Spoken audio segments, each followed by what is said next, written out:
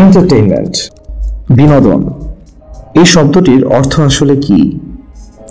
To keep, hold or maintain the mind, অর্থাৎ মনোযোগ ধরে রাখা। কাদের? এক কথায় দর্শকদের। এখন হলিউড শব্দটির দিকে লক্ষ্য করা যাক। হলিউড শব্দটি আসলে কোথা থেকে এসেছে? হলিউড শব্দটি এসেছে হলি ট্রি থেকে।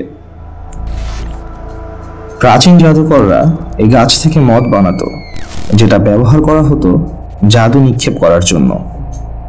মানুষ জাদুকরদের থেকে পরামর্শ নিত এই জাদুবিদ্যা প্রয়োগ করে জনগণকে ধরে রাখার জন্য।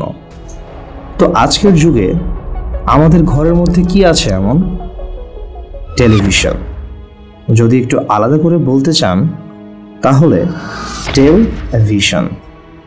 আপনি যখন টিভি অন করেন তখন আপনি কি দেখতে পান? চ্যানেলের লিস্ট। আর আপনি যখন সেই চ্যানেল চালু করেন তখন সেখানে কি পাবেন? প্রোগ্রাম। প্রোগ্রাম কি? এটা কি শুধুমাত্র কম্পিউটারের ক্ষেত্রে ব্যবহৃত কাঠখোট্টা একটি শব্দ? না, প্রোগ্রামিং বাস্তবিক জীবনেও ঘটে।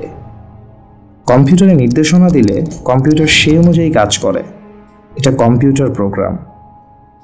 মানুষের মস্তিষ্কও ঠিক তেমনই। মানুষ এমন কোনো কিছু কল্পনা করতে পারে না যা সে আগে কোনো দিন দেখেনি।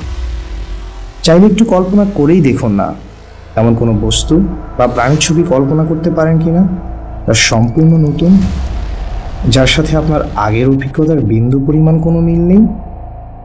কি পারলেন? এটি কখনোই সম্ভব নয়।